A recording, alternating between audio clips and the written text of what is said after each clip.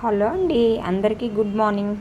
అందరూ బాగున్నారా? అందరూ బాగుండాలి, అందులో మేము ఉండాలి. మార్నింగ్ అండి, నేను వైజాగ్ వచ్చాక మీకు ఈ వీడియో పెడుతున్నానండి. అయితే నేను వచ్చేటప్పటికి చాలా పువ్వులు, గులాబీ పువ్వులు పూసాయటండి. ఒక్కరోజు 4 పువ్వులు వచ్చాయంట నేను లేనప్పుడు. వీళ్ళు వీడియో కూడా తీయలేదు, యాప్లు కూడాను. స్కూల్కి వెళ్ళిపోతుంది కదండి. ఈరోజు అయితే ఒక్క పువ్వు వచ్చిందండి. మంచి కలర్ చూసారండి. గులాబీ అంటే గులాబీయే, గులాబీ కలర్లో వచ్చింది. అలాగను మొత్తం మీకు కొంచెం మా ఎదర బిల్డింగు, మా ఎదర చెట్లు అవి కొంచెం తీసానండి. బాగుంది కదండి గులాబీ పువ్వు, చాలా బాగుందండి. మీకు నచ్చిందా? చూడండి, లైకులు ఇవ్వండి బంగారు తల్లులు. లైకులు మర్చిపోతున్నారు, లైకులు ఇవ్వండి తల్లి బంగారు తల్లులు. వీడియో మొత్తం చూడండి, లాస్ట్ వరకు చూడండి, అన్నీ ఉంటాయి. గులాబీ అయితే నాకు చాలా బాగా నచ్చింది తల్లి. బాగున్నాయి కదా, మంచి కలర్ అండి, చాలా బాగుంటుందండి కలరు. గుడ్ మార్నింగ్ అండి, అందరూ బాగున్నారా? అదండి ఫ్లవరు గులాబీ అండి. నేను ఊర్లో లేను కదండి, మధ్యన ఊరు వెళ్ళానండి. ఒక 5 రోజులు మా ఊరు, మా పల్లెటూరు, మా అమ్మగారింటికి, మా అత్తవారింటికి వెళ్ళానండి. వెళ్ళేటప్పుడు 4 పువ్వులు 5 పువ్వులు రోజుకి 2, 3 పూసేవంట. మరి నేను లేను కదా, చెట్లు వచ్చేటప్పుడు అలాగే ఉండండి, కట్ చేసి తీసి పడేసి వాడిపోయాయి కదా. ఇప్పుడు నేను వచ్చిన రోజేమో ఈ పువ్వు పూసిందండి. ఇది పువ్వు ఒకటే కదా పోసిందని చెప్పేసి చామంతి పువ్వులు అప్పటికే దేవుడికి పెట్టేశానండి. కాబట్టి ఆ పువ్వు తీసుకొని నేను తలలో పెట్టుకున్నాను. జడ లేదులేండి, తలలో పెట్టుకున్నాను. అందరూ బాగున్నారు కదా. మరి ఒక చిన్న వీడియో అండి ఇది. ఎందుకంటే మార్నింగు ఏంటంటే నేను యాప్లకి కొంచెం ఎగ్ రైస్ చేస్తాను చూడండి. ఎగ్ రైస్ తయారు చేస్తాను స్కూల్కి. తర్వాత నెక్స్ట్ ఇంకా మాటలు కూడా ఉంటాయండి. చూడండి, లాస్ట్ వరకు చూస్తే మీకు ఏదైనా అర్థమవుతుంది. లాస్ట్ వరకు చూడకపోతే ఏది అర్థం కాదండి. ఏ ఒక్క విషయమైనా సరే నేను మాట్లాడేదైనా మీరు లాస్ట్ వరకు చూడండి. రండి చూద్దాం, రండి. జీలకర్ర, కరివేపాకు, ఎగ్ రైస్ అండి యాపిల్ కోసం. మార్నింగ్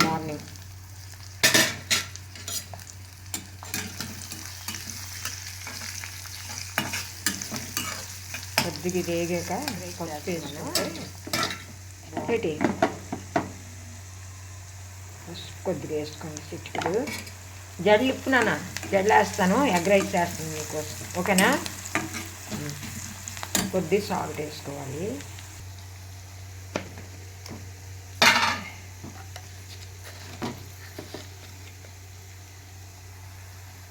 సాల్ట్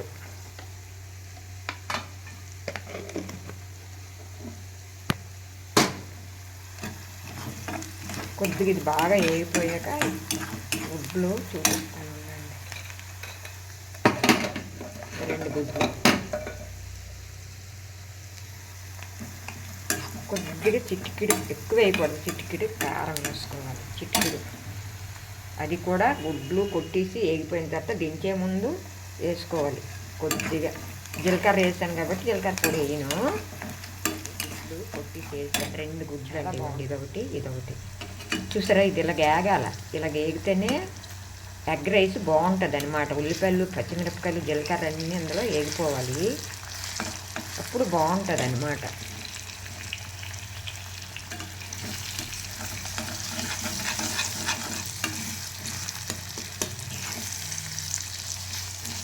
చక్కగా కలుపుకొని చూపిస్తాను.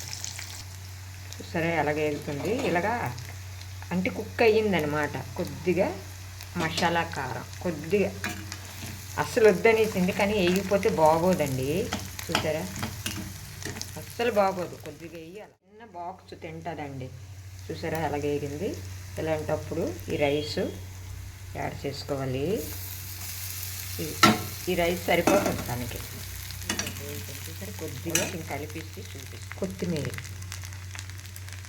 చాలా బాగుంటుందండి. ఎగ్ రైస్ అంటే సింపుల్గా కావాలంటుందండి ఏదైనా సరే. ఇందులో ఏ వేయనివ్వదు, అందుకు నేను ఏం వేయలేదు. వేసుకోవచ్చు అండి, నేను జీడిపప్పులు, ఈ పప్పులు, ఆ పప్పులు.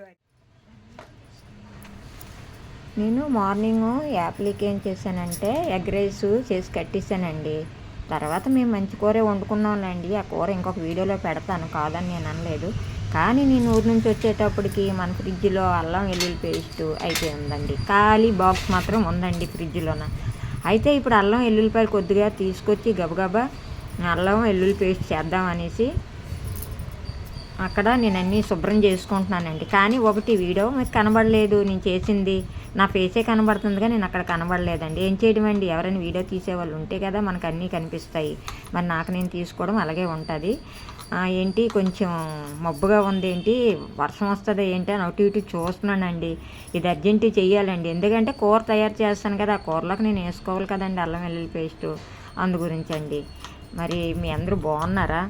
అల్లం వెల్లుల్లి పేస్ట్ లేకపోతే మనకి ఇంట్లో రైస్ ఎలాగో లేకపోతే ఇబ్బందో అదిగోండి దాంట్లో ఈజీగా వచ్చేస్తుందండి. అంతో ఇలాగ అల్లం నానబెట్టేసుకొని మనం ఇలాగ అల్లాన్ని ఎలా చేసేసామనుకోండి. ఈలోగా నేను ఏం చేశానంటే డాబా మీద పైన వెల్లుల్లిపాయలు ఎండబెట్టుకున్నానండి. ఎండబెట్టుకుంటే కొంచెం పొట్టు వచ్చేస్తుంది అనమాట ఇలాగ అనేటప్పటికి చాకుతోని. అందుకు అవి పెట్టానండి. నేను ఇది మళ్ళీ చేసుకుని ఉంచుకుంటే నాకు ఒక 20 రోజులు మన ఇష్టం కూరలో పట్టి ఉంటుందండి, వస్తుంది కదా, అందుకు ప్రాబ్లం ఉండదని నేను గబగబా అల్లం పేస్ట్ చేసుకుంటున్నానండి. ఇంకేంటండి, మరి అల్లం వెల్లుల్లి పేస్ట్ లేకపోతే ఎవరికైనా ఇబ్బంది అండి. డైలీ కొట్టుకొని వేసుకోవాలంటే చాలా ఇబ్బంది. మా పల్లెటూరులో అలాగే కొట్టుకొని వేసుకుంటున్నానండి. అక్కడ మిక్సీ లేదండి, కొనలేదు ఇంకాను. ఎందుకంటే ఎవరు అక్కడ ఉండం కదండి, అందువల్ల ఇంకేటి కాదు. అది అందరం అక్కడ ఉంటే అన్నీ కొనుక్కోడానికి బాగుంటుంది. అది అల్లం వెల్లుల్లి పేస్ట్ కోసం రెడీ చేశానండి. మొత్తం రెడీ అయిపోయింది. ముక్కలన్నీ కట్ చేసేసుకున్నానండి. చక్కని తొక్క తీసానండి. డాబా మీదకి వెళ్ళి తర్వాత నేను అవి తెచ్చి రేపు వీడియోలో, అదే నెక్స్ట్ వీడియోలో ఏదో ఒక వీడియోలో పెడతానండి, మీకు చూపిస్తాను ఎలా చేసుకున్నాను నేను అల్లం వెల్లుల్లి పేస్ట్ని. ఏదో ఒక వీడియోలో అండి, రేపని కాదు. అందరికీ బాయ్ అండి. అందరూ బాగుండాలి, అందులో మేము ఉండాలండి. మీ అందరు ఎప్పుడు బాగుండాలని ఎప్పుడు నా దేవుడికి నేను కోరుకుంటానండి. లైక్ ఇచ్చేసండి, మర్చిపోకండి. మా లైకు 10 మందికి చేరుతుందండి. అందరూ బాగుండాలని ఆ దేవుడికి కోరుకుంటుంది. మాలతి ఆంటీ బాయ్ అండి.